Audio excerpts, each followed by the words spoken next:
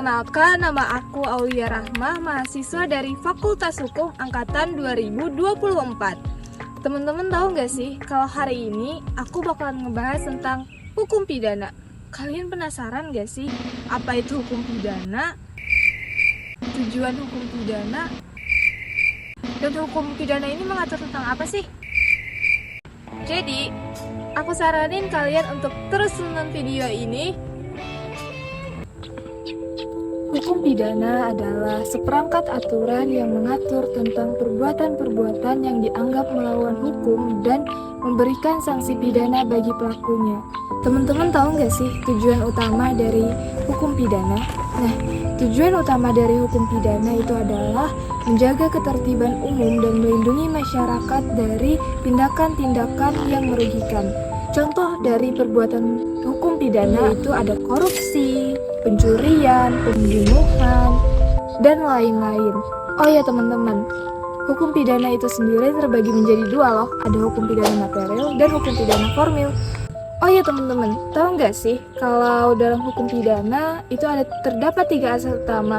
Yang pertama ada asas legalitas, yang kedua ada asas praduga tak bersalah, dan yang ketiga ada asas kulpabilitas. Dari ketiga asas tersebut, kayaknya asal kulpabilitas itu menarik gak sih kalau kita bahas lebih dalam? Hai semua, perkenalkan nama aku Mariatul Kipriah, bisa kalian panggil Tia. Di sini aku akan menjelaskan asas kulpabilitas. Definisi asas kulpabilitas dapat diartikan sebagai kesalahan pada umumnya.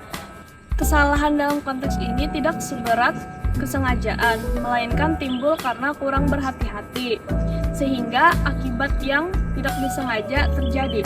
Sebutan lain dari asas kulpabilitas adalah asas tiada hukuman tanpa kesalahan atau Rechtsstraf zonder Schuld yang terdapat dalam hukum pidana. Menurut asas kulpabilitas, seseorang dapat dipidana apabila dia melakukan suatu kesalahan. Oleh karena itu, agar seseorang tersebut dapat dipidana, maka perbuatannya harus memenuhi syarat melawan hukum. Dan terhadap orang tersebut juga terdapat suatu kesalahan. Dalam KUHP lama, asas kulpabilitas tidak pernah dirumuskan, namun prakteknya diberlakukan.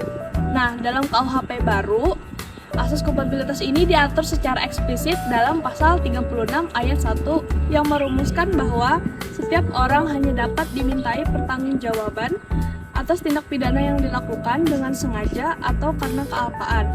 Berdasarkan ketentuan pasal di atas, pidana hanya dapat dijatuhkan apabila terdapat suatu kesalahan.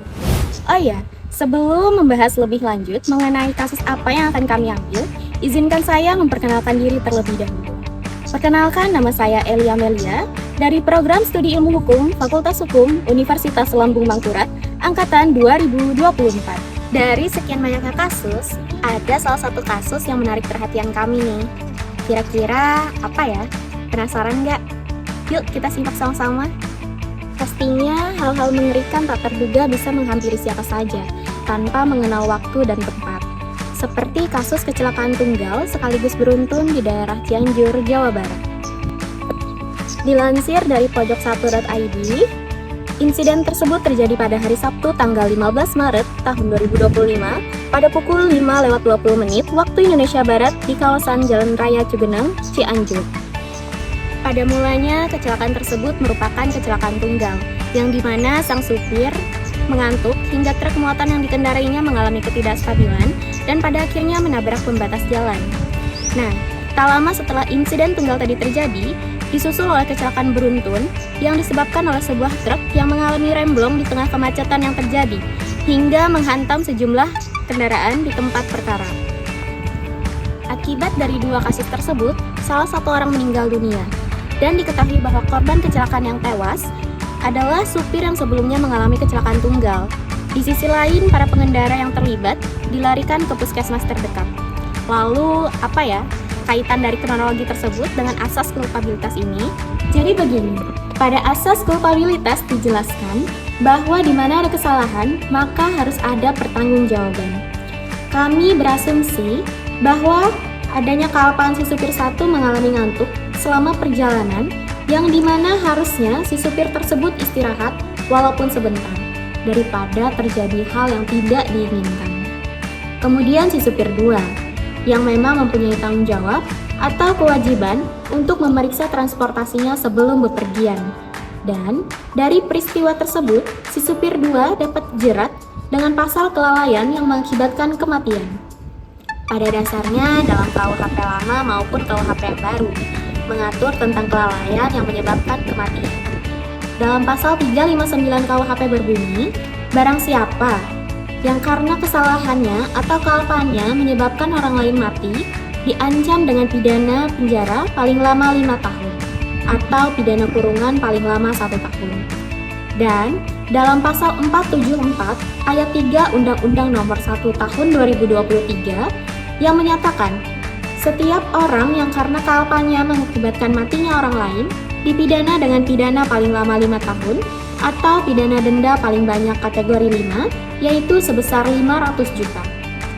Berdasar pada penjelasan pasal 474 ayat 1 KUHP, pengertian kealpaan menunjukkan bahwa pelaku tidak menghendaki terjadinya hal buruk dari perbuatannya, yaitu kematian atau luka-luka. Namun dalam kelalaian tadi, tetap perlu pertimbangan hakim untuk melakukan penilaian lebih lanjut terhadap kasus tersebut. Kiranya begitu teman-teman, mengenai penjelasan atas kronologi serta keterkaitannya dengan asas kulpabilitas ini tadi. Kiranya cukup, salah hilaf mohon dimaafkan, serta kurang lebihnya mengenai tim kami dalam penjelasan maupun pemahaman, tolong dimaafkan serta dikoreksi. Kritik dan saran sangat kami butuhkan untuk kedepannya. Demikian saya Elia Melia, mewakili teman-teman tim yang telah bekerja sama. Terima kasih untuk dukungannya. Assalamualaikum warahmatullahi wabarakatuh.